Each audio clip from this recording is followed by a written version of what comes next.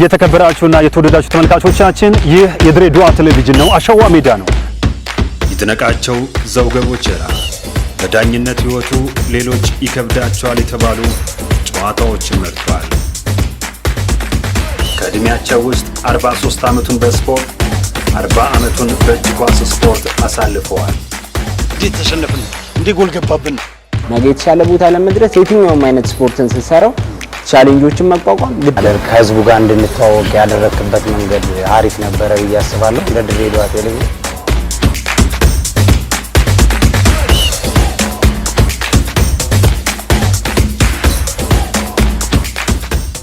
ሰላም ጤና ይስጥልን። የተከበራችሁና የተወደዳችሁ ተመልካቾቻችን ይህ የድሬዳዋ ቴሌቪዥን አሸዋ ሜዳ ተጀምሯል። አሸዋ ሜዳ ዘውትር በዚህ ሰዓት ከአንድ እንግዳ ጋር ቆይታ ያደርጋል። ባሳለፍነው ሳምንት ከዘሪሁን ገብሬ ዘሪጤ ጋር ቆይታ ማድረጋችን ይታወቃል። ዛሬ ደግሞ በክፍል 2 እንቀጥላለን። አብራችሁን እንድትቆዩ ጋብዛችኋለን። በመጀመሪያው ክፍል ስለ እግር ኳስ ተጫዋችነቱ አንስተናል። ዛሬ ደግሞ በሁለተኛው ክፍላችን ስለ ዳኝነቱ በብዛት እና በስፋት እናወራለን። በመጀመሪያ ሳምንት ቆንጆ ጨዋታ አድርገናል። ዘሪጤ ነው የሚሉህ ዘሪሁ ምናምን ዘሪጤ ለምን ነው የሚሉ? አዎ አብዛኛው ዘሩን አይቀናቸውም ዘሪጤ ነው የሚሉኝ እና የሰፈር ስም ስለሆነ እኔ ማንንም ሰው በፈለገው ቢጠራኝ ደስተኛ ነኝ። ይሄ ምንድነው ፍቅራቸውን የሚገልጹን እንደማለት ነው። ስለዚህ እኔ ደንታ የለም። ክብር ነው ላንተ። አዎ ለኔ ክብር ነው። ዘሪሁን የሚለው ይረዝማል መሰለኝ። እንደዛ ነው ባጭሩ ለማለት ፈልገው ነው። ከዛ ወደ ዳኝነት መጣ። እንዴት መጣ? ዳኝነት ያው ማንኛውም ሰው እንደሚወስደው ነው የወሰድኩት። የዛን ጊዜኛ በምንወስድበት ጊዜ አሁን የክፍል ደረጃ ምናምን አለ። የዛን ጊዜ የክፍል ደረጃ እና ምንድነው ተጫውቶ ያሳለፈ ነው የሚለው በ1988 ዓመተ ምህረት ያው አህመድ ሲራጅ አንጋፋው ዳኛ አህመድ ሲራጅ፣ ፀሐዬ ነፍሱን ይማረው፣ አሚኔ አየለ ዘውዱ አሚኔ ከነሱ ጋር አብረን ወስደናል። 88 ዓመተ ምህረት እየወሰድን እያለን ነፍሳቸውን ይማረው ኢንስትራክተር የቀድሞ ኢንተርናሽናል ያው ኢንስትራክተር የነበሩት ታደሰ ደገፉ ነበሩ ኮርሱን የሰጡን እና እኔ በዛ መሀል ላይ ያው እሱን የተወሰነ ጊዜ ሰርቼ ጥዬ ወደ ኳስ ነው ያዘነበርኩት። ኳስ መጫወት ጀመርኩ። ከዛ እነሱ ያንን ተፈትነው ከጨረሱ በኋላ ከአመት በኋላ እንደገና ጀማሪ ዳኝነት መጣ። 89 ዓመተ ምህረት በጀማሪ ዳኝነቴን ወሰድኩ።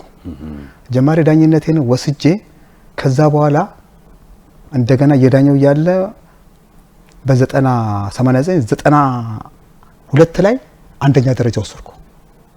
አንደኛ ደረጃ እየወሰድኩ ያለ ያኔ ሲዳኙ የነበሩት ያው የድሮ ዳኞቻችን አሉ እነ ጋሽጠና እነ ተረፈ ነፍሱን ይማረው እና አምሳለ ጋሽ አምሳሉ ምናምን ነበሩ። በዛ በአጋጣሚ ላይ እነሱ ፌደራል ዳኞች ነበሩ። ልክ ፌደራል ዳኛ ጭራሽ እነሱ እንዳለ በሙሉ አቆሙ። ያኔ ገደብ አለው። አንድ ዳኝነት ስትወስድ ቢያንስ 2 ዓመት መቆየት አለበት።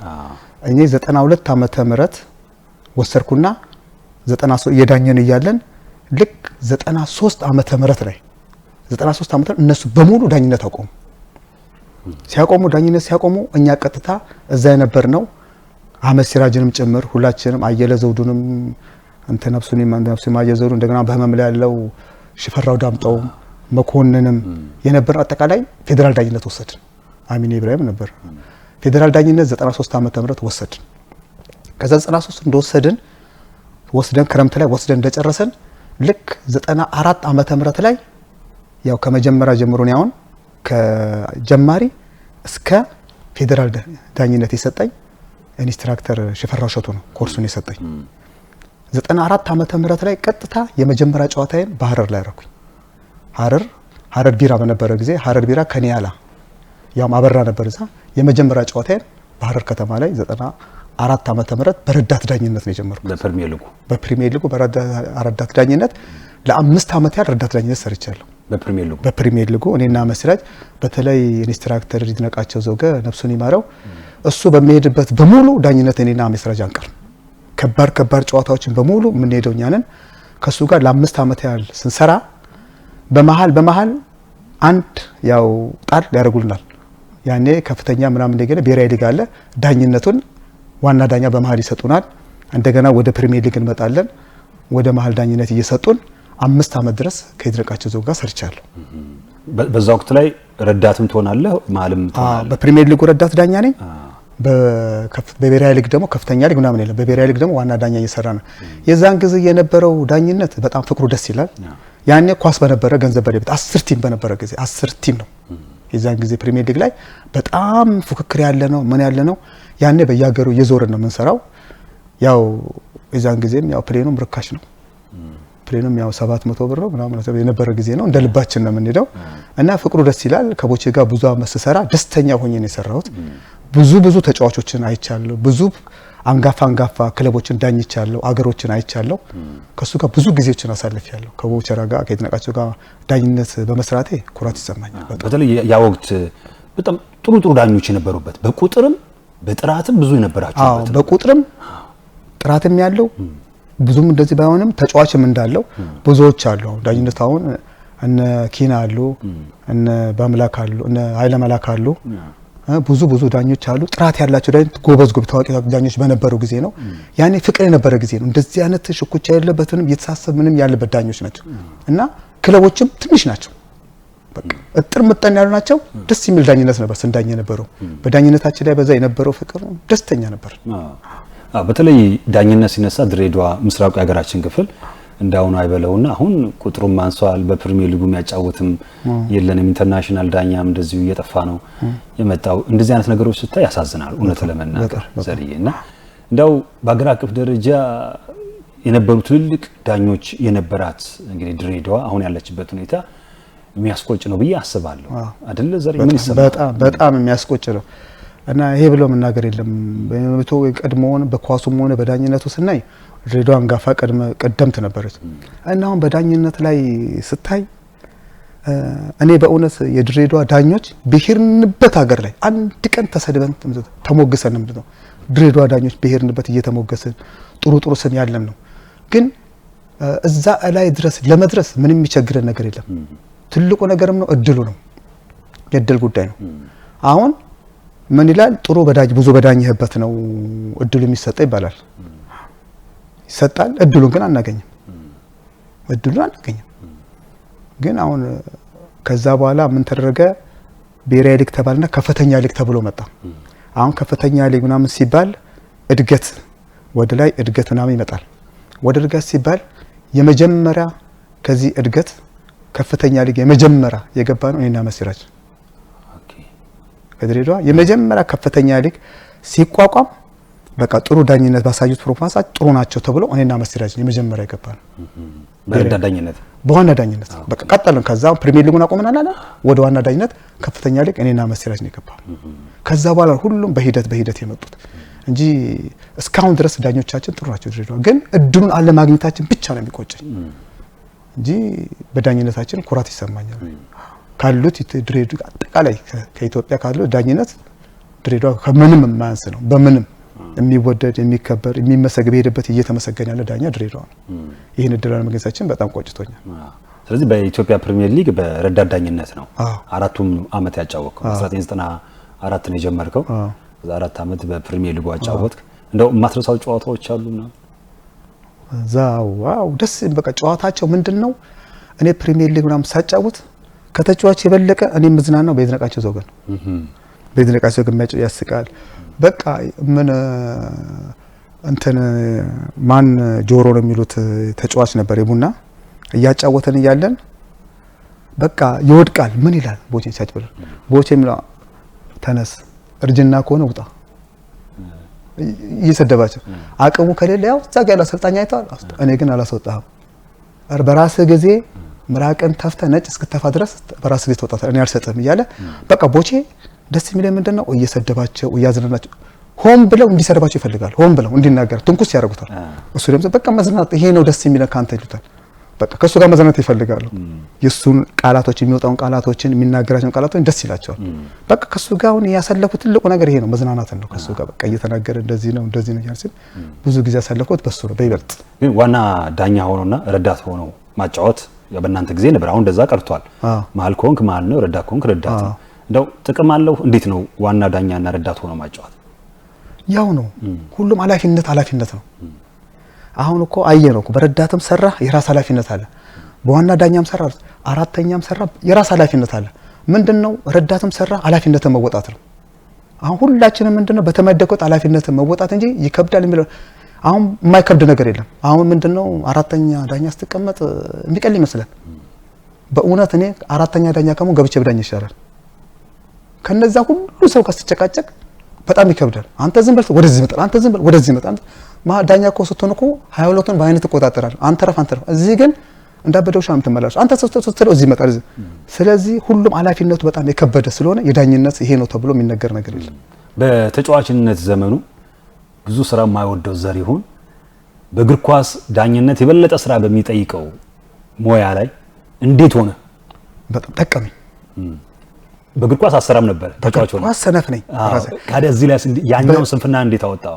ያ ስንፍና ያወጣሁት ምንድነው ዳኝነት ገና ኮርስ ሲወሰድ አሁን ወደ አንደኛ ደረጃ ስመጣ ፌደራል ዳኛ ሲኮን ፈተና አለው ኮፐር ቴስት።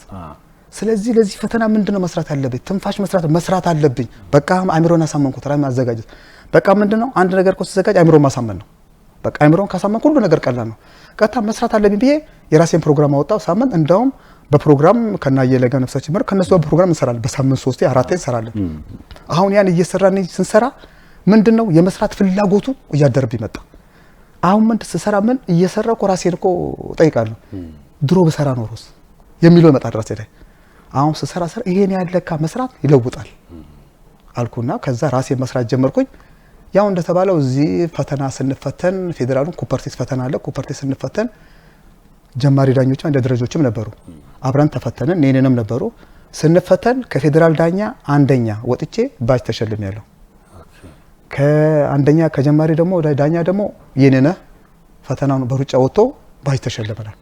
ለሱ ኢትዮጵያ ለኢጅፕት ብሎ እንትና ሸልሞናል ኮሚሽን እንትናችን ሽፈራው ሸቱ እና ስለዚህ ያኔ በእኛ ጊዜ የነበረው ዳኝነት ፍቅሩ መመሰል ትልቁ ለውጥ ያለው ዳኝነት ስንዳኝ ሮብሮብ ነው ስብሰባ ያለን። ሮብሮብ ስብሰባ ስናረግ ሮብለት የምትመደባለ ለእሑድ ጨዋታ ወይ ለቅዳሜ ጨዋታ ስንመደብ በአጋጣሚ ሰው እንቁላል ተሰባሪ ነው፣ ችግር ሊገጥም ይችላል። አሁን ምንድነው አጋጣሚ ትታመማለህ። ከታመመ ቀጥታ ትደውላለህ ለአልቤዘር ኮ ስደውል በእኛ ጊዜ ያለው ፍቅር ነው ነገር ስደውል አከላከለ ዘሪሁን ታሟል ሲባል ምንድነው የሚባለው? ቀጥታ መጥቶ ዘሪሁን ታሟል ስንት ጨዋታ ነው የተመደበው? ይሄ ነው 2 ጨዋታ ይሁን ዘሪሁን 2 ጨዋታ እኔ ነው ምዳኛው ብለው ዳኝተው ክፍያው በኔ ስም ነው የሚገባው። እንሸፋፈናለን። በእኛ ጊዜ ነበረው እኔ ታመሜ ሌላ ሰርቶ እኔ ነኝ የምጠቀመው ጥቅሙን የማገኘው። ይሄን ያህል ፍቅር ነበረ በመሃላችን በዳኝነታችን ላይ ፍቅር ላይ እና ስለዚህ ዳኝነት ብዙ ነገር ያሳያል። ምን ይላል አገር ያሳያል። እኔ ከብዙ አገር አይቻለሁ። ሰው አስተዋውቆኝ ትልቁ ትርፌ ሰው ነው እና ብዙንም ደስታን ማግኘቼበታለሁ፣ ዝናናበታለሁ። በኳስ ላይ እኮ ብዙ ነገሮች ያጋጥማሉ። ግን ምን ማድረግ አለብህ? ወደ ሰፊ መሆን አለብህ። ለምን ኳሳው ስትዳኘው ተጫዋች ንዴተኛ ነው፣ ደሞ ፈልቶ ነው፣ አንተም ትሮጣለህ። ግን ከዳኛ የበለጠ ደግሞ እሱ ነው ይጋጫል። ሚላ ሲጋጭም እንደሚፈልግ የዛን ጊዜ ማውን ነገር ይናገራል። ሲናገር አንተ ሰምተህ እንዳልሰማ ነው ሜዳ ያለብህ። ለምን ሄዳ አጠገቡ እንደዚህ ነው ብትለው ምንድነው ሌላ መልስ ይመጣል። አሁን ሌላ መልስ ወደ ነው የምትሄደው ወደ ካርድ። ባንተ ምክንያት በእኛ ምክንያት ለምን ካርድ ያል? ስለዚህ ነፍተህ መሄድ ነው። አሁን ልክ ነፍተህ ስትሄድ ኳሱን ጀምር። ኳሱ ሲጀምር አንተ ጋር ይመጣል አይመጣም? ወዴት ነው የሚሄደው? ወደ ኳሱ። በቃ በእንደዚህ አይነት ሲስተም ነው መጠቀም ያለበት። ዳኝነት ሲሙሌሽን መጠቀም አለበት። አይምሮ መስረቅ አለበት። ተጫዋችን ማንበብ ነው ስትገባ። ክለቦችንም ማንበብ ነው። እንዴት ነው ተጫዋች ማን ነው መጥፎ ተጫዋች ማን ነው ጥሩ ተጫዋች ለጉዳት ነው የሚለው ተጫዋቾችን ማንበብ ነው። በተለይ ተጫዋቾችን ማንበብ። ያንተ ብቃት ምንድነው ሜዳ ላይ? አሁን ዳኝነት ላይ ህግን መተርጎም ነው እና ስለዚያም ኳስ ላይ ነው አብዛኛው ጊዜ ጨዋታ ላይ ለካርድ አልቸኩልም ለካርድ። ለምን ካርድ ከማሳየው በምክር ባልፎ ይሻላል። ለምን ትመክረዋለህ? መክረኸው ያንን ምክር መክረኸው ደግሞ ካጠፋ አውቆ ነው ማለት ነው። የዛን ጊዜ ወደ ካርድ ይላል። ግን በአንድ ካርድ የሚያሰጥ ጥፋቶች አሉ። የለው አይደለም ሬድ ካርድ የሚያሰጦች አሉ። አሁን ለምሳሌ በጨዋታ ላይ መጥቶ ከቁርጭምጭሚት በላይ አንስቶ ግር ቢመታ ይሄ ምንም ጭቅጭቅ የለውም። የተጫወተው ለምንድን ነው? ለተንኮል ነው። ኳስን አይደለም። ስለዚህ ሬድ ካርድ ነው፣ ምንም ጭቅጭቅ የለውም። አሁን ኳስ አልፎ ሄዶ ያለፈ ኳስ መጥቶ ልብሱን ቢጎትተው ምንድነው ተጠቃሚው ነው አይደል እንዲያገደው ለጥቅም ያ እንዳይጠቀም አድርጎት ይሄንን ካርድ ሰጥቷል። ግን የተለያውን ካርድ ለምሳሌ ኳስ ለመጫወት ሲል እግሩን ቢነካ ምን ትላለህ? ኳስን ተጫወት በቃ የምትለምደው ኳስን አስቀምጠህ በቴክኒክ እንጂ በዲሲፕሊን አቀጣው። ይሄ ነገሮች አሉ ኳስ ላይ። አሁን እያስተባበልኩ ለምንድን ነው ካርድ የማይሰጠው? ለካርድ መስጠት እኮ ቀላል ነው። ህግን እንተርጎም ካለን ተጫዋች አይደለም ተመልካች ከሜዳ ይወጣል። እንኳን ተጫዋች አይደለም ለምን አሁን እጅ መወናጨፍ ያስቀጣል አይደል? ትነግረዋል ይሄ ያስቀጣል ምናምን ብትለዋለህ ብዙ ነገሮች አሉና ኳስ ላይ አሁን ምን ሲሙሌሽን አለ አመለካከት አሁን ለምሳሌ 18ኛ ህግ አለ በዳኛ ኮሜንሴት ሲምበል። ስለዚህ ምንድነው አንዳንድ ሲሙሌሽን የሚወቅ ተጫዋች አለ እረፍ ትለዋለህ። ኳስን ተጫዋት ካርድ ነው ግን ተጫዋት ትነግረዋለህ። ኳስን ተጫዋት ትለዋለህ። እንደዛ ነው ማለት እና ካርድ መስጠት ቀላል ነው ሜዳ ላይ ሲደክምህ። አይ ሲደክመኝማ ተው አሁን አንዳንድ ይደክመኛል። ፋውል እዚህ ጋር ለምሳሌ ኳስ ተመታለ ፋውል ከሆነ ጥፋት ከሆነ ይደክመኝ። በጣም ከደከመኝ ምንድነው ኳሱን አቁም ፊሽካ እስከነፋ ጠብቅላለሁ። ያን ቦታ ለመውጣት ቀስ ብዬ ነው የሚሄደው። በቃ እዛን ጊዜ ትንፋሽ ታወጣለህ።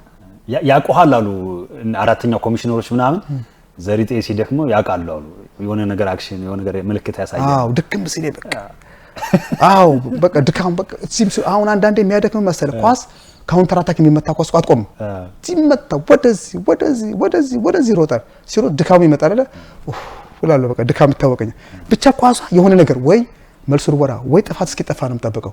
ከዛ በኋላ ብቻ የራስን ትንፋሽ ታውጣለህ። ለምን አንድ ሰው ነው እነሱ 22 ስለሆኑ ቆሞ መጫወት ይችላሉ። ያችን ነው የምጠቀመው ነው። በፕሪሚየር ሊጉ ከማጫወት ታችኛው ሊግ ማጫወት ከባድ ነው። አንተ ደግሞ ብዙ የእግር ኳስ ዳኝነትን ህይወት ያሳለፍከው ታችኛው እንዴት ነው? አዎ አሁን አንተ ታችኛው ቡድን ምን አለ መሰለ ፕሪሚየር ሊግ ላይ ስትሄድ ይማራሉ፣ ህጎችን ይማራሉ፣ ያውቁታል። ታችኛው ህጉን አያውቁትም። በቃ ምንም ህጉን የሚያውቁትም። አንዳንዴ ምን ታደርጋለህ መሰለ ኳሱ ተመቶ ተጫዋቹ ለራሱ አድቫንቴጅ ይጠብቀለት ያ ኳስ ሄዶ የተወሰነ ተጫውቶበት ሲቀማ አንተ መቶ ይከራከራል። አድቫንቴጅ ይጠብቀለታል። አንተ መቶ ይሄ ምንድነው አለማወቅ ነው። አድቫንቴጅ ምን እንደሆነ እንደውም አንዳንዱ ተጫዋች ምንድነው የሚለው አጠብቅልኝ አድቫንቴጅ ይላል። አጠብቅልኝ አድቫንቴጅ እኮ የዳኛ ነው። ግን አድቫንቴጅ ዳኛን የሚጠብቀው የት ቦታ ነው? የት ቦታ አሁን ለምሳሌ ኳሱ ተመቶ ያ ልጅ ሊጠቀምበት የሚችል እኮ ለምን አቆመዋለሁ? አሁን ወደ ጎል የሚሄድ ኳስ ነው ተመታ አንዱ ያኛው ጓደኛው ያገኘውን ኳስ ወደ ጎል የሚሄድ ነው። ለምንድን ነው የሚይዘው? እንዲጠቀም አይደል እንዴ? ተቀምጦ ያ ይጠቀም። ስለዚህ ተለቀዋለህ። ስለዚህ ያ አድቫንቴጅ የዳኛ እንጂ የተጫዋች አለ። ተጫዋች አልፈልግም ይላል አይመለከትህም ነው። በቃ አድቫንቴጅ የሚጠቀም ከሆነ መልቀቅ ነው። ለምን በዳኛ ምክንያት ኳስ እንዲቆም አይፈልግም። ኳስ አሁን በአሁን ሰዓት የሚፈልገው ምንድነው? ፍሎ መጫወት። ኳስ ህዝብ የሚፈልገው ኳስን ነው። ይሄድ ኳስ ይሄድ። ግን ወደ ኋላ ጎል አካባቢ ላይ ራሱ ጎል አካባቢ ላይ ተመቶ ምናምን ከሆነ ወደ ኋላ የሚሄድ ኳስ ግን ምን ታደርገዋለህ? አይሆንም። ስለዚህ ዛን ጊዜ አድቫንቴጅ አትጠብቅለትም፣ በቅጣትም ትሰጠዋለህ። ይሄንን ነው የምንጫወተው እና በየክልሉ ሲሄድ ብዙ ነገሮች ያጋጥመዋል። አንዳንዴ የማይሆን ነገር የሚናገሩ ነገሮች አሉ፣ ቃላቶች አሉ። አሁን ይወራጭ አንዳንድ አሁን አንዱ ያጋጠመኝ ተጫዋች የዛሬ ስንት ዓመት ነው ክልል ስዳኝ ልጁን ሰደቡ። አስጠያፊ ሰደብ የራሱን ልጅ ቀይ ሰጠሁት። ለምን ምን አገባ በልጅ በጓደኛዬ የተናገርኩት አለ። አይቻልም እንደዛ እንዴ ህጉ የት ነው የሚለው አልኩት። ስለዚህ ጓደኛህንም ሆነ ስለዚህ በቀይ ሰጠሁት። አልወጣም አለ። አትወጣ እሺ ምን ምን አገባኝ ታዲያ አንተ ምንድነው ያለኝ ሰዓት ነው ሰዓት ቢያዝ ነው ቆመ ጨዋታው። በቃ አልወጣም ካለ ምን ታደርገዋለህ? እሱ ሜዳው ህጋዊ አይደለም አለ። ውጣ ማስወጣት ነው ህጋዊ አይደለም። ከዛ ቆንኩና ከዛ አልወጣም ሲል ከዛ ቀጥታ ቡድን መሪውን የጠራት ቡድን መሪ አስወጣ አልኩት። ቡድን መሪን አውጣለሁ። አልወጣም አለ። ቡድን መሪ ነው አላውጣም አለ። አልወጣም አለ ቡድን መሪ። በቃ ከዛ ምንም ማድረግ አልችልም። ሰዓቴን ዘጋው። ለ15 ደቂቃ ያቆማል። ለ15 ደቂቃ አልወጣም። ከዛ በኋላ ነው አንበሉ መጥቶ ጓደኞቹ ውጣ ሰዓታችን ለምን ትገላለህ ምናምን ውጣ ብሎ አስወጣው። ገፍተው ያስወጡት። ይሄን ያጋጥሞኛል። እንደ ጓደኛዬን በሰደብኩት እንዴት እሱ በቀይ ያስወጣኛል? እኔ ሌላ የተጋጣሚን ተጫዋች ስናገር እንጂ የራሴን ጓደኛ ለምን አገባዋለሁ? በዚህ ሁሉ አጋጥሞኛል። እንደዚህ አይነት ነገሮች አሉ። ይሄ ምንድነው? ህግን አለማወቅ ነው። ስድብ ነው በቃ። የስድብ ትንሽ አለው፣ የወንጀል እኮ ትንሽ የለው። አይ ህጉም አይፈቅድም። ስድብ ነው። ባልደረባይ ነው ብለህ እንደዛ ምራቅ መጥፋትም አትችልም መሰለህ። በቃ ጓደኛ ነው፣ ኳስን ተጫወት። ኳስን መጫወት ነው ከጓደኛ። ችግር ካለበት ከረፍት በኋላ ጠጋ ብለህ አጠገቡ መንገር ነው። አንተ ከሰደብኩም ጠጋ ብለህ ነው። ማንም ሰው ሲያሰማ ስደበው። አደባባይ ላይ ሰው እየሰማ እንዴት ተሳደባለህ? ደግሞ ዳኝነቱንም የበለጠ ያስተቻል። እኔ አሁን ብተው ምን ልሆን ነው? ዳኝነቴን ብተው ይሻለኛል። ባቆም ይሻለኛል።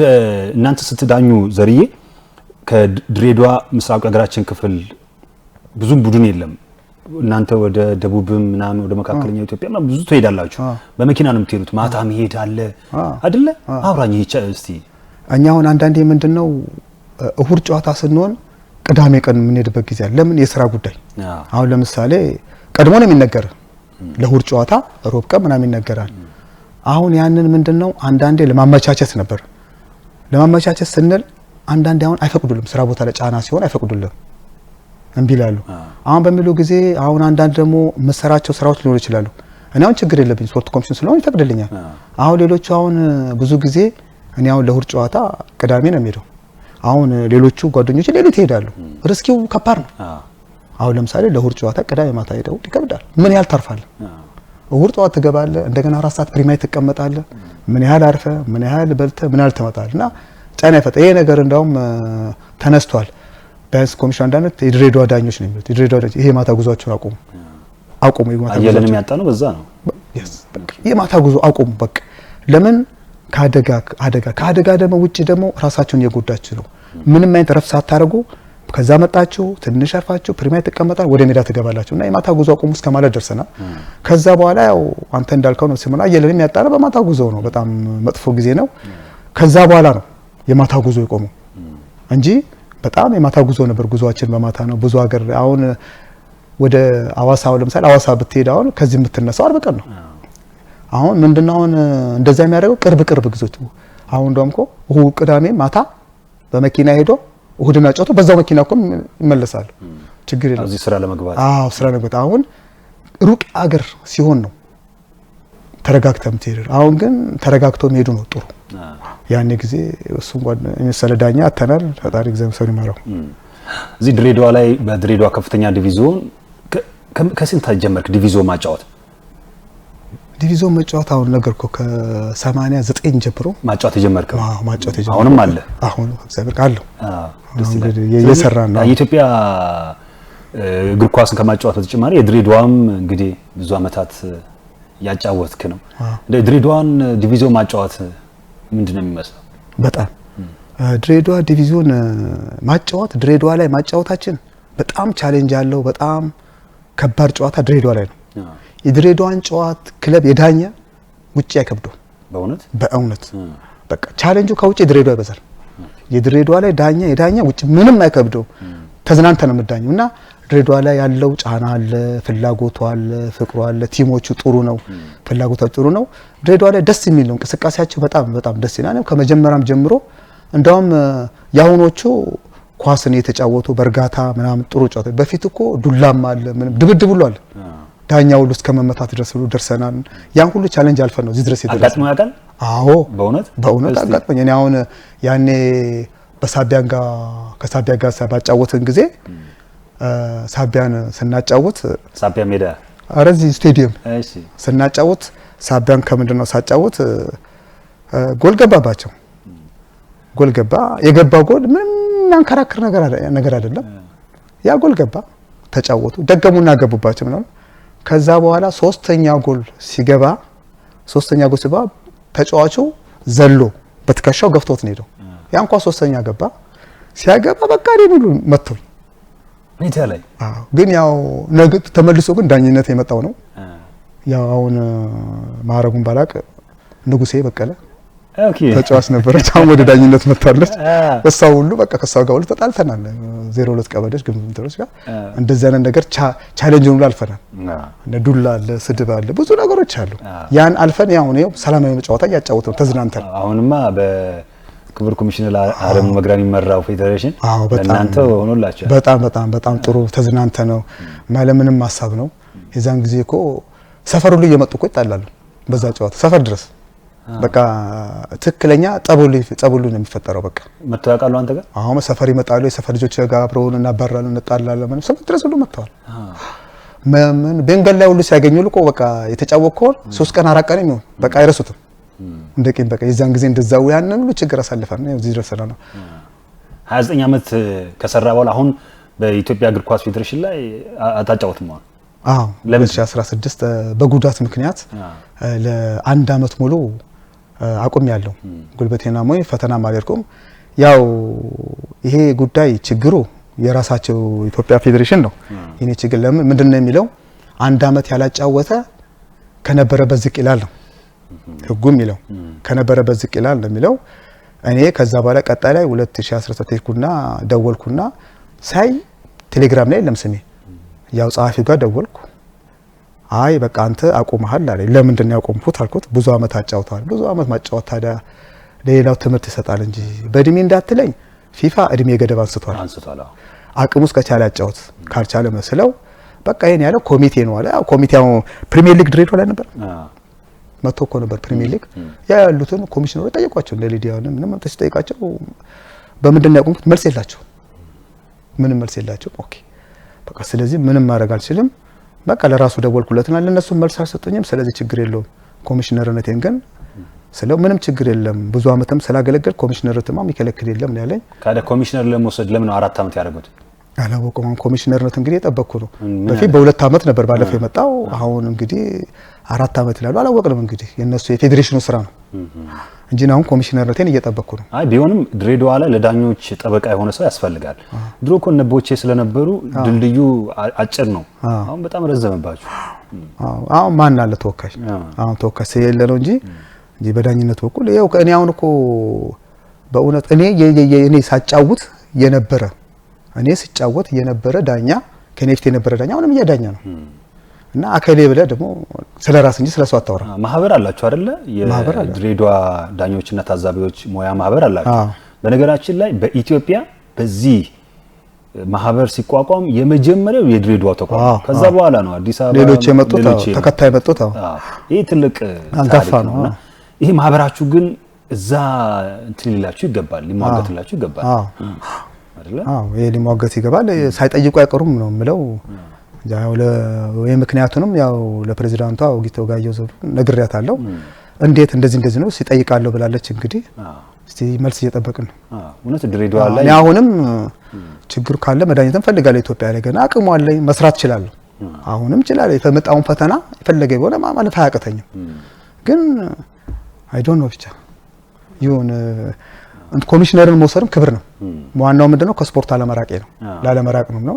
እዛ ኮሚሽነር በውስጥ ያው ድሬዳዋ ላይ የዳኛ ጥረት ስላለ ድሬዳዋ ላይ የዳኛው ነው ዳኝነቱን ያገለገልኩ ነው። አሁን ባለኝ የስፖርት መምህር ነው አሉ። አዎ እዚህ ትምህርት ቤት እዚህ ራኬብ ትምህርት ቤት ስፖርት መምህር 2 አመቴን ይዣለሁ። አዎ ከጀመርኩ 2 አመት ይዣለሁ። ምንድን ነው የምታስተምራቸው ልጆች? የስፖርት ያው ስፖርት ትምህርት ነው ማስተምራቸው። ቲዮሪም ተግባሩን ነው ማስተምራቸው። በፕሮግራም አለኝ በቲዮሪ በሳምንት አሁን እያንዳንዱ ክፍል አላቸው። እያንዳንዱ ክፍል 2 ክፍል ነው። አሁን 4 ክፍሎች 2 ክፍል ሳስተምር አንድ ቀን ቲዮሪ፣ አንድ ቀን ተግባር፣ አንድ ቀን ቲዮሪ፣ አንድ ቀን ተግባር ነው። ውጭ ምናምን ቁንጣ ለብሰው ነው ይወጣሉ። ሁሉ ነገር ይወጣሉ። ሁሉ ነገር እያሰራቸው ኤክሰርሳይሶችን አሰራቸዋለሁ። ህፃናት መስራት ያለበት ምንድነው የሚለውን እያንዳንዳቸውን አሰራቸዋለሁ። ይሄን እንሰሩት ጥቅሙ ይሄ ነው፣ ይሄን ካረጋችሁ ጉዳት አለው ምናምን ማሰራቸው ነገሮች ደግሞ እነሱ ምንድነው ይሄን ሳሰራቸው ቲቸር ይሄ ምንድነው ይሄ ለምን ይጠቅማል እያሉ ይጠይቁኝ። እንደዚህ ነው ይሄ በተግባር ያሳዩዋቸውን ነገር ፕላፖርት ላይ ጽፍላቸው። ሜዳ አለ። አዎ ትንሽ ሜዳ አለች እዛ ግቢ ውስጥ። እዛ ያሰራዋቸውን ነገ ላይ ቀጣይ ፕሮግራማቸው ላይ በጽሁፍ ደፍተራቸው ላይ ጽፋቸዋለሁ። እንደዛ ይሄ ነው ጥቅሙ ይሄ ነው እያልኩ እንግዲህ ስፖርት መጀመር ያለበት ሲሰራ ከአንገት ነው። ከአንገት ቀጥሎ እጅ ተይታለ፣ ከእጅ ወገብ፣ ከወገብ እግር፣ ከዛ ስትሬቺንጎች ምናምኖች እያልኩ ሁሉ ነገር እየነገርኳቸው። በልምድ አግኝተው ነው ወይስ ተምረዋል? እኔ በልምድ ነው። ብዙ አሰልጣኞች ስላሰለጠኑኝ በልምድ አግኝቼዋለሁ። በልምድ ያገኘሁት ነው እንጂ በትምህርቱ አይደለም። አደራህን ዘርዬ ቅሪላውን ስፖርቱን ብቻ ሳይሆን አይምሮአቸው ላይ መሰራት አለበት ያምናለሁ። ድሬዳዋ ላይ ይቅርታ ይደረግልኝ ከተሳሳትኩኝ፣ ኳሱን ይችሉታል፣ ግን አይምሮአችን ላይ የሚሰራ ነገር ስለሌለ ቶሎ ከስፖርቱ እንወጣለን እና ልጆች እኩል ከስፖርቱ እኩል አይምሮአቸው ላይም ትምህርቱ አዎ እኔ እላቸዋለሁ ስሙላቸው። ትልቁ ነገር ቅድሜ ስፖርት እንዳለ ይሁን ለጤንነት ጥሩ ነው፣ ግን ትልቁ ነገር ግን እንጀራ ልትበላበት የምትችለው ትምህርትን ነው። በቃ ትኩረት ለትምህርት ስጡ። ትምህርት ላይ ትኩረት ስጡ። ስፖርትን አብራችሁ አካሂዱ። አሁን ልጆች ናቸው ምለው ወደዳቸውም ጠላቸው ለቤተሰብ ታዘዙ። አንድ ወላጅ አልታዘዝ የሚለኝ ካለ ቅጣት የከፋ ነው የምላቸው። እንደዚህ ነው የምላቸው ልጆች። አንድ ሰው እኔ ወላጅ ስልካቸው አለ እጠይቃለሁ። ግዴታ ለወላጅ መታዘዝ አለባቸው። የሚያስተምራችሁ፣ የሚያበላችሁ፣ የሚያጠጣችሁ ሁሉ ነገር ወላጅ ነው። ቅድሚያ ለወላጅ ታዘዝ። ወላጅን ስታከብር ነው አስተማሪን የምታከብረው። ቅድሚያ ለወላጅ ያልኳቸው ትምህርት ትኩረት ትምህርታችሁ ላይ አድርጉ። ስፖርቱ ይደርሳል። እድሜና ጤና ይስጣችሁ እንጂ ትምህርት ስጨርስ የትም አይሄድም። ትምህርት ካመለጠ ይቆጭሃል፣ ስፖርት ግን አይቆጭም። ሊመጣ ይችላል እስከ እድሜና ጤና ካለ እያልኩ ሁለቱንም አብረው እንዲሄዱ ነው ማረጋቸው። ከዚህም አሁን ባለፈው እዚህም ያው ወደ ከአራት ወደ 5 ምናምን ሄዱ ልጆች አሉ። እዛ ፈተናውን ተፈተኑ። በተለያዩ ሲፈተኑ በታው ያመሰገኑኝ አሉ ልጆች። በቃ ያንተ ስራ ለኛ ሰርቶልናል ብለው ያመሰገኑኝ ተማሪዎች አሉ። ስለዚህ ተማሪዎች ጋሼን የሚላችሁን ስሙ፣ አክብሩ። እሱ የሚላችሁን ከሰማችሁ ነገ ትልቅ መሆን ትችላላችሁ። አመስግኑት። ትልቅ ሰው ነው። ስለዚህ ያው መልእክት አስተላልፍ ያለው። ስለ ቤተሰብ እናውራ። ባለቤቴ ፀሐይ ኃይሌ ትባላለች። የግሼን ማርያም የደሴ ልጅ ነች እና እሷን ያው ቤተሰብ አዲስ አበባ መጥቶ ካሳደገ በኋላ ቀጥታ ድሬዳዋ ዘመድ ጋር መጣ የማታ ትማራለች መድኃኒት ትምህርት ቤት። በዛ ነው ያገኘኋት። ከሷ ጋር ግንኙነታችን የጀመረው 98 ዓመተ ምህረት ነው። 98 ዓመተ ምህረት በጓደኝነት ኖረን ያው ከዛ በኋላ አዲስ አበባ ሄደች ቤተሰቦቿ ጋር። አዲስ አበባ ስትሄድ ያው እኔም በዳኝነት ስለሚሄድ እንገናኛለን እዛ አብረን ከተገናኘን ካለ በኋላ 4 ዓመት ከቆየች በኋላ እዛው አዲስ አበባ ቤተሰቦቿ ጋር ያለች የመጀመሪያ ልጅ ተረገዘ። ከዛ የ7 ወሯም ስትሆን ከአዲስ አበባ ድሬዳዋ መጣች። አብረን እስካሁን ድረስ አለን። የ16 ዓመት ልጅ አለኝ። እውነት ስፖርት ላይ እንዴት ነው? ስፖርት ይጫወት ነበር። አሁን ስፖርቱን ትቶ እሱ ምንድነው የሚወደው? የእጅ ሙያ ነው የሚወደው። አሁን 9ኛ ክፍል ተማሪ ነው። መካኒክ ነው። ጎበዝ መካኒክ ነው። አሁን ጓደኞቹ እንዳውም ልጆቹ ብዙዎቹ ሲያገኙት የኔ ጓደኞች አንተ እንዳባተ ኳስ ነው የማትጫወቱ ነው የሚሉት። እሱ እኔ ተጫወት ልጅ ሆኖ ይጫወታል። ከዛ በኋላ መካኒክ ነው። ፈጠራ ነገር ስዕል ይወዳል። መካኒክ ይወዳል። አሁን ጋራጅ ውስጥ የቦዲ መካኒክ ነው። ይወዱሃል ሰዎች በእውነት በዳኝነት በሐቀኝነት ስለምታገለግል የምትችለው ነገር ስለምታደርግ ከልብ ነው የምናመሰግነው። በጣም ነው የማመሰግነው። አመሰግናለሁ። እግዚአብሔር ይስጥልኝ። አሜን። የተከበራችሁና የተወደዳችሁ ተመልካቾቻችን ከዘሪሁን ገብሬ ዘሪጤ ጋር በሁለት ክፍል ያደረግነው ቆይታ የተመለከታችሁትን ይመስላል። ገና ለወደፊትም እንግዲህ በድሬዳዋ መጫወቻ ሸዋ ሜዳዎች ላይ እንደዚሁም ሌሎች ውድድሮች ላይ እንደምንመለከተው እንግዲህ ተስፋ እናደርጋለን። ቀጣይ ህይወቱ የተባረከ እንዲሆን እንመኛለን። አሸዋ ሜዳ የዛሬው ዝግጅቱን በዚሁ አጠናቀቃል። ሳምንት ደግሞ ከሌላ እንግዳ ጋር ይጠብቃችኋል። ተስፋውን በየነ እንደ ሁል ጊዜው ዛሬም በካሜራማን በዳይሬክተር በማድረግም እኛ ጋር ቆይታ አድርጓል። በእናንተ ስም ተስፋውን በየነን እናመሰግናለን። የአሸዋ ሜዳ ዋና አዘጋጅ እኔ ፍቃዱ ክብራይ ነበርኩኝ። የሳምንት ሰው ይበለን። እስከ ሳምንት ሰላም ሁሉ ከናንተ ጋር ይሁን። ሰላም። የተከበራችሁና የተወደዳችሁ ተመልካቾቻችን ይህ የድሬዳዋ ቴሌቪዥን ነው። አሸዋ ሜዳ ነው። ይድነቃቸው ዘውገ ቦቸራ በዳኝነት ህይወቱ ሌሎች ይከብዳቸዋል የተባሉ ጨዋታዎችን መርቷል። ከእድሜያቸው ውስጥ 43 ዓመቱን በስፖርት 40 ዓመቱን በእጅ ኳስ ስፖርት አሳልፈዋል። እንዴት ተሸነፍን? እንዴ ጎል ገባብን? ነገ የተሻለ ቦታ ለመድረስ የትኛውም አይነት ስፖርትን ስትሰራው ቻሌንጆችን መቋቋም ከህዝቡ ጋር እንድንተዋወቅ ያደረክበት መንገድ አሪፍ ነበረ ብዬ አስባለሁ። ለድሬዳዋ ቴሌቪዥን